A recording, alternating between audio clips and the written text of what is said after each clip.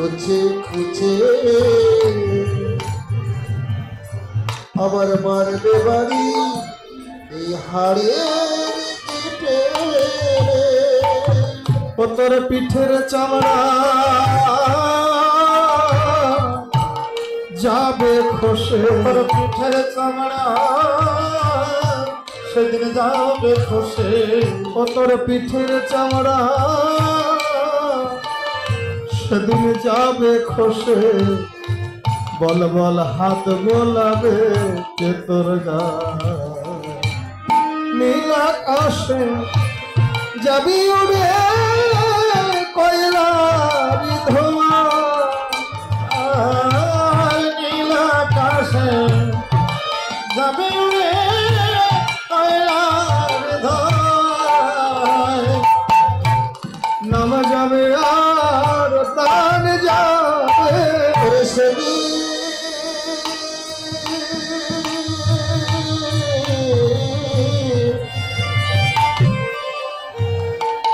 নাম যাবে আর তোমার প্রাণ যাবে যেদিন বাঁশের দোলা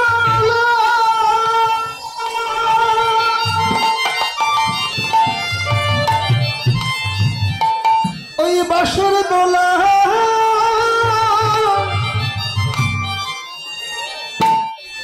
বিদায় দেবে, সেদিন হরি নাম যাবে তোমার প্রাণ যাবে। ওরে যেদিন বাঁশির দোলা তাই গৌর হরি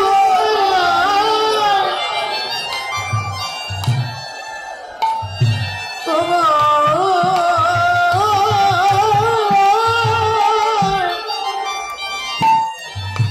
করে দেবে শেষের বিদায়,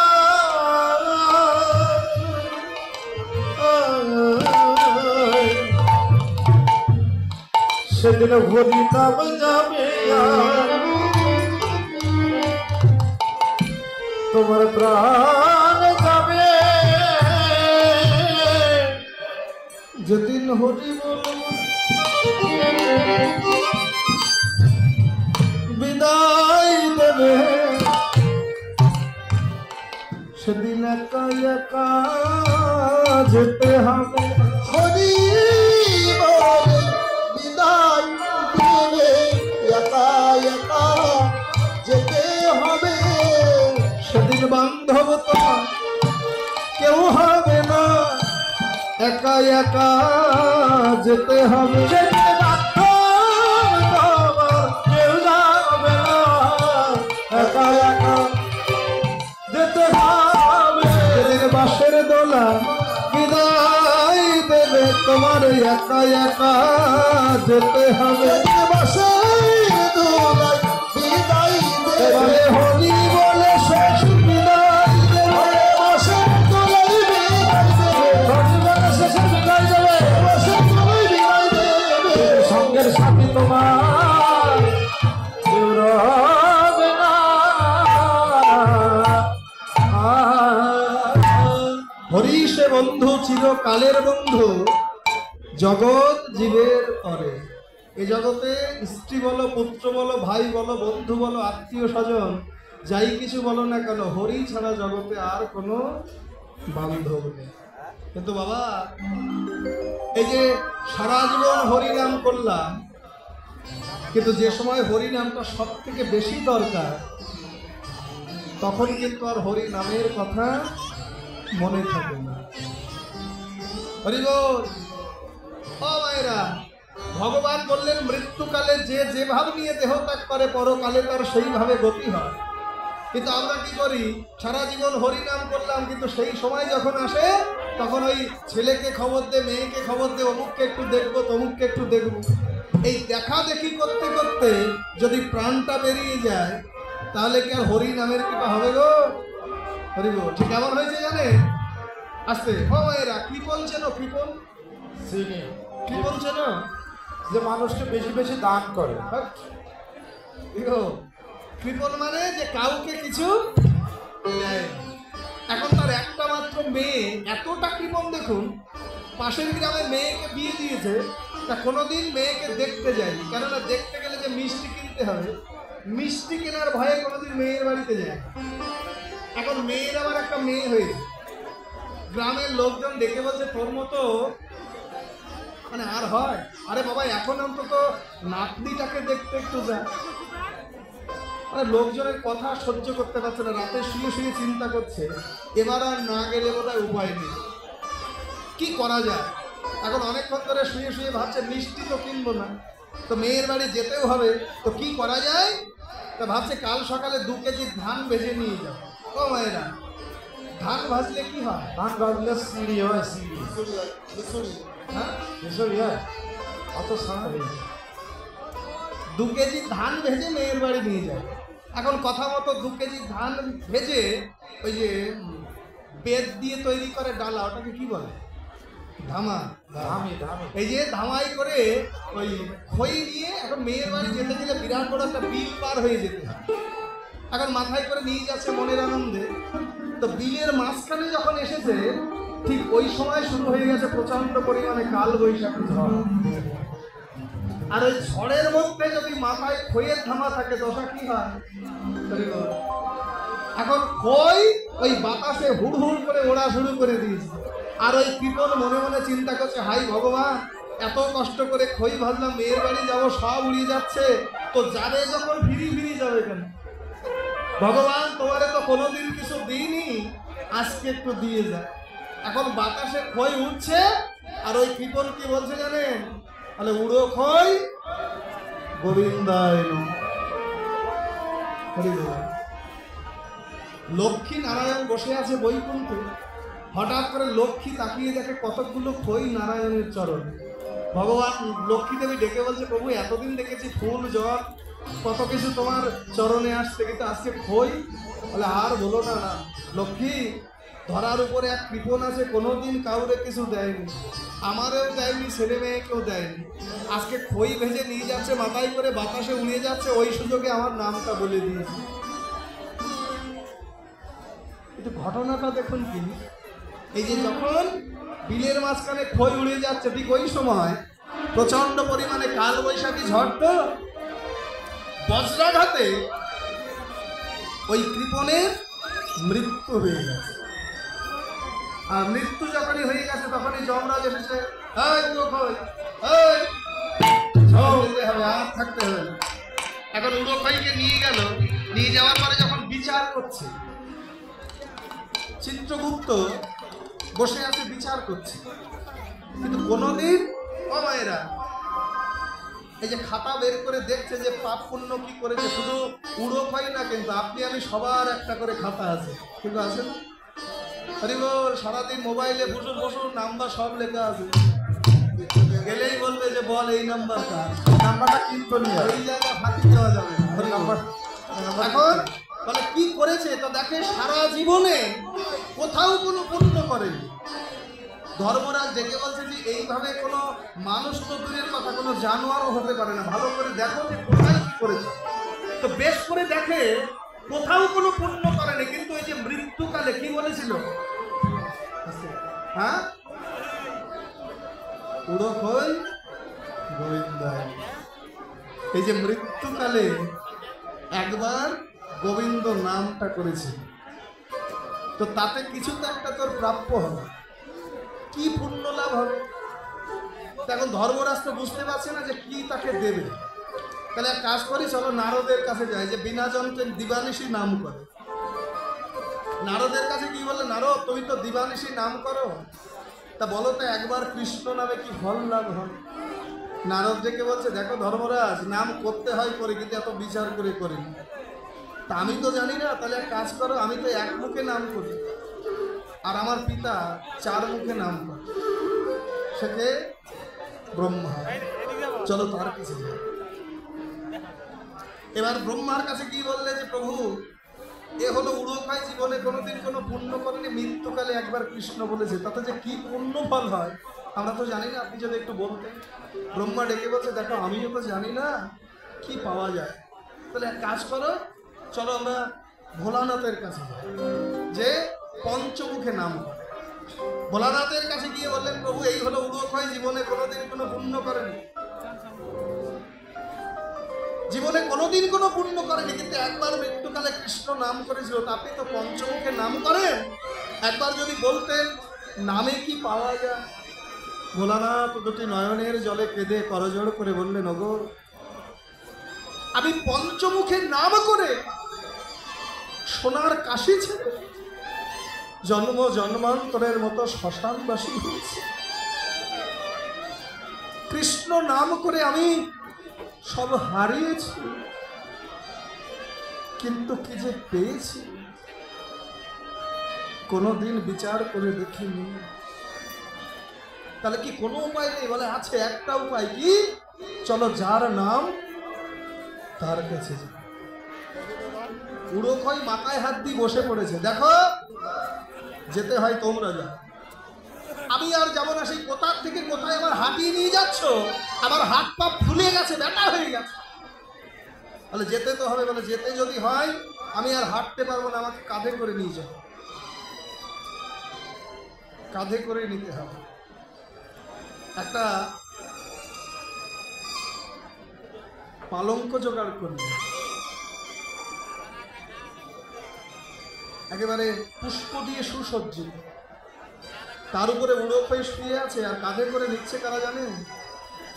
একদিকে ধর্মরাজ, একদিকে নারদ, একদিকে ব্রহ্মা, আর একদিকে মহেশ। কাঁধে করে নিয়ে যাচ্ছে, ফুলবনের মধ্য দিয়ে যাচ্ছে, তার উড়োখই শুয়ে শুয়ে মনে মনে চিন্তা করছে, ভাগ্যিস একবার উড়োখই বলেছিলাম, আজ একবার উড়োখই বলে এদের কাঁধে চড়েছি। বাপরে বাপ, চারিদিকে এত ফুল, এ তো আমার না, পরের মাল পরের দিয়ে যাবো, দোষ।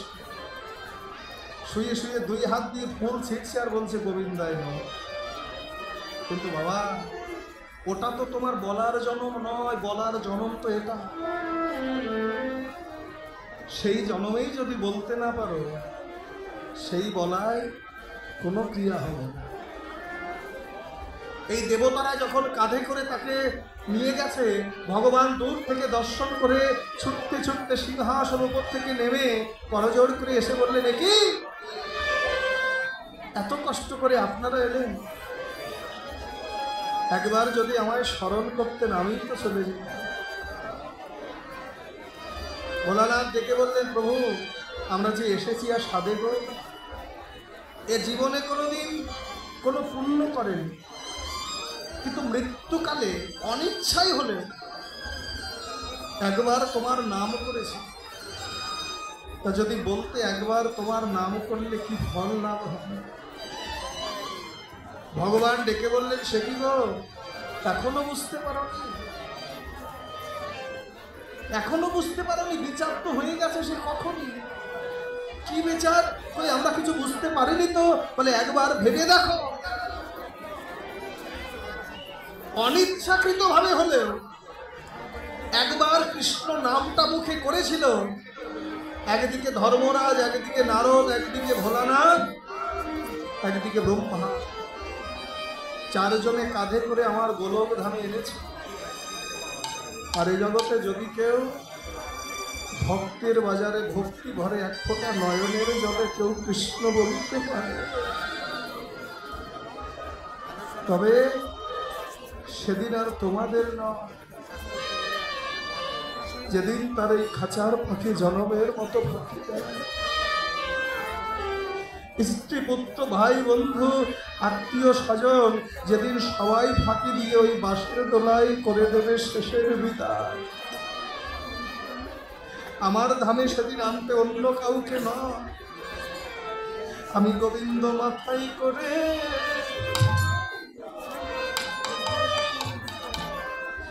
নিয়ে আসি। আমি গোবিন্দ মাথায় করে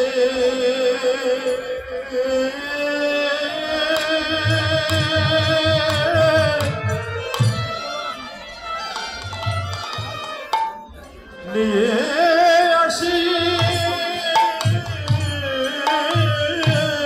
যদি নয়ন জলে একবার কৃষ্ণ বলে তারার পারের সম্মান লাগে না রে ওরে নয়ন জলে তাই গৌর হরির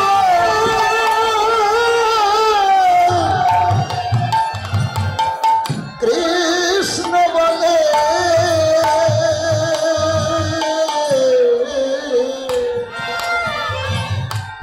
আমি তারে মাথায় করে নিয়ে আসি বলে তারার পারের সম্বল পারের সম্বল লাগে না রে যদি নয়ন জলে কৃষ্ণ বলে তারার পারের সম্বল লাগে না রে কৃষ্ণ বলে একবার ডাকে তারার পরে সম্বল লাগবে না রে যদি নয়ন জলে হরি বল লাগে না রে যেদিন বাঁশের দোলায় বিদায় দেবে ওই গৌর হরি বল, বাঁশের দোলায় বিদায় দেবে পরে স্বপ্ন লাগবে না রে তারার পারের সম্মান লাগে না রে। হরি সে বন্ধু চিরকালের বন্ধু জগৎ জীবের তরে ভগবান খেলা খেলছে এই খেলা খেলতে খেলতে খেলতে খেলতে আর খেলা ভালো লাগছে না বিষম লেগেছে তাই তো গোবিন্দ চিৎকার করে শ্রীরামকে ডাকলেন শ্রীরাম ও শ্রীরাম ও ভাই শ্রীরাম রে পাল জগ কর শ্রীরাম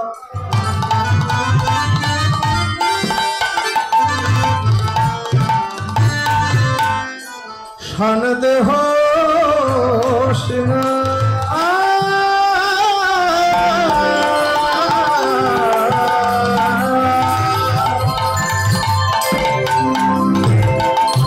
পাল করো করো শ্রীরাম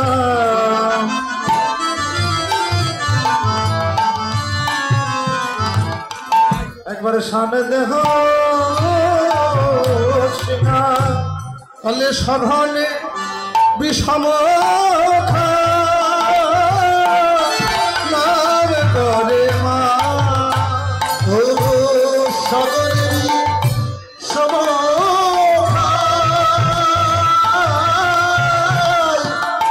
নাম করে ভাই আমার মা বুঝি নাম করিছে আমার মা বুঝে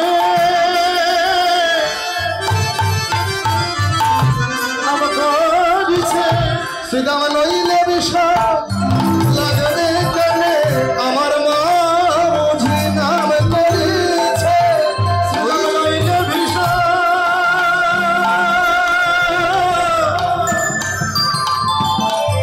বিষম লাভকে জানে এ যে আমার মা জানে আর আমি জানি এ যে মা জানে আর আমি জানি হইলে বিষম লাগবে চলে মা জানে আর আমি জানি বলে মায়ে বুঝি নাম করিছে ভয় বুঝে নাম করিছে মা বুঝি নাম করিছে সগনে বিষম খাইবা নাম করে সগনে বিষম খাইবা নাম করে পাল জড় কর শ্রীরাম সন্দেহ সিংহ একদিকে লীলা একদিকে দীপ সিংহ বললেন পাল জড়ো করতে বললেন কোন পাল গোবিন্দ বললেন নবলক্ষ ধেনুর পালকে জড়ো করতে কিসের দ্বারা সিংহার ধ্বনি করে বেনুর ধ্বনি করে এটা হলো লীলা আর আমাদের জন্য কি বললেন আমাদের জন্য একই কথা বিদ্যমান পাল জড়ো করো শ্রীরাম সন্দেহ সিংহ আমাদেরও পাল জড়ো করতে বলেন কোন পাল যশ ইন্দ্রিয় ষড়রিপু আদি কাম কামনা বাসনার পাল কিসের দ্বারা সময় থাকতে গুরুচরণ আশ্রয় করে গোবিন্দ ভজন পথে দাঁড়িয়ে যদি পারো এই বদন সিংহায় নিরন্তর মধুর হরি নামের ধ্বনি করে, তবেই তো সমার সমস্ত পাল একত্রিত হয়ে যাবে। এই যে আজ মাঠে আমাদের বিলম্ব দেখিয়া, আজ মাঠে আমাদের বিলম্ব দেখিয়া, ভালো বুঝি তাতে মা পথ পানে যায়া, বুঝি কাজে বাবা পথে পানে যাইয়া। বলরাম দাসে কহে শুনি কানাইয়ের বার, বলরাম দাস কহে শুনি কানাইয়ের বার, সকল রাখাল মাঝে করে উত্তর, ওগো সকল রাখাল মাঝে করে উত্তর। বলে আনন্দ ধরে না, আনন্দ ধরে না, আনন্দ ধরে না, ঘরে না আপন ঘরে ফিরবে বলে আনন্দ ধরে না, ঘরে ফিরবে বলে আনন্দ ধরে না, আপন ঘরে ফিরবে বলে আনন্দ ধরে না। ঘরে ফিরতে বলে আনন্দ ধরে না। শ্রীরাম ডেকে বললেন কানাই, তোর ধেনু তুই যদি ফিরাইয়ে না দি, কারো সাধ্য নাই তোর ধেনু বেরাতে। এই রইল তোর সিংহা বেনু, পারলে তোর ধেনু তুই ফিরাইয়ে নে। এবারে গোবিন্দ ও গো চাঁদ মুখে ইয়া বেরো,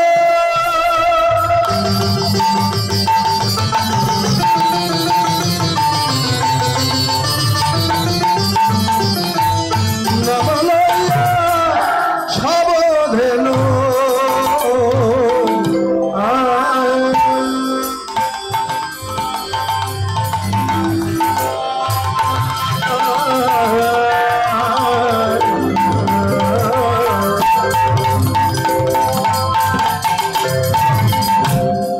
চাঁদ মুখে আজ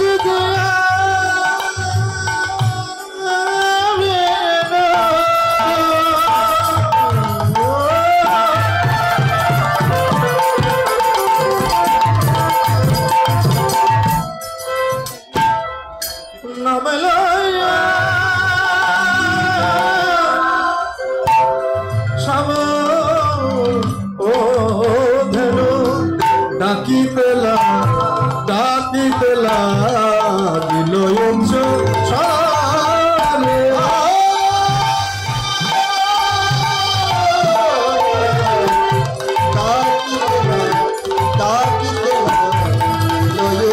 সারে, ডাকে আই ধবলি আই শ্যামলি, ডাকে আই ধবলি আই শ্যামলি, ডাকে আই ধবলি আই শ্যামলি,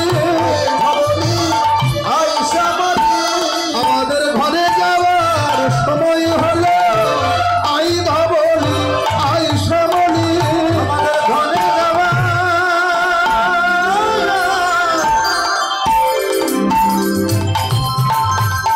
যাবার সময় হলো, আই ধবলি আই শ্যামলি। এই যে গোবিন্দ নাম ধরে ধরে ডাকছে। এবার শুনিয়া কানুর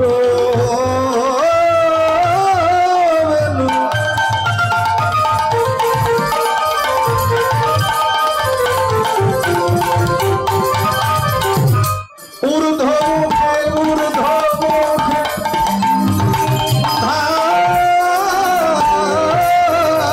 ধেনু শুনিয়া কানুর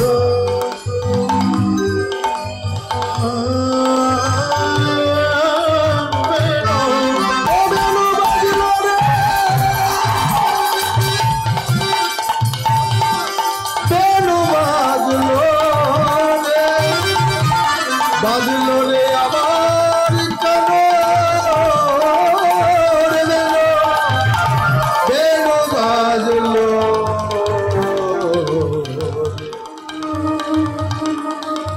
বাজলো রে বৃন্দাবন মাতা শুনিয়া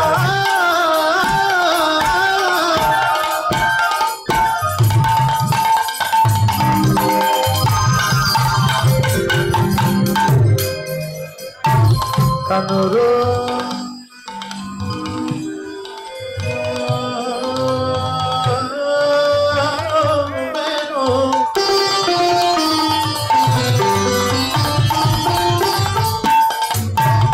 আজ ঊর্ধ্বমুখী ঊর্ধ্বমুখী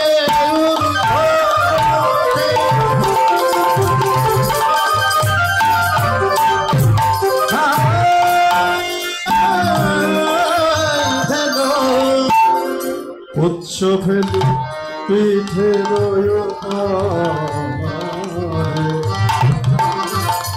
উচ্চ ফেলে পিঠে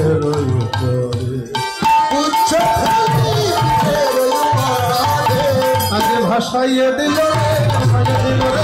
ভাসাইয়ে দিল ওই চোখের জলার মুখের নালে ভাসাইয়ে দিল রে চোখের জলার মুখের নালে ভাসাইয়ে দিল রে। হরে কৃষ্ণ।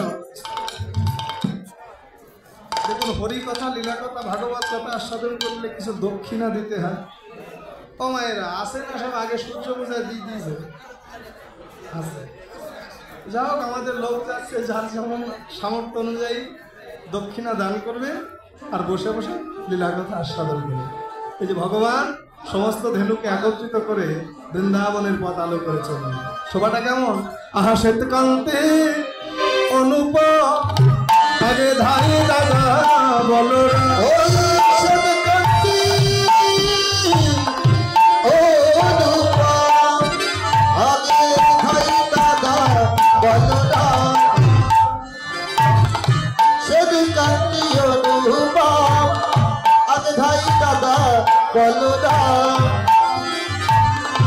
আরে শিশু চলে গাইতে পাবে রে, আরে শিশু চলে গাইতে পাবে হাসে দাম সুদাম পাশে ওই ভালো সভা করিয়া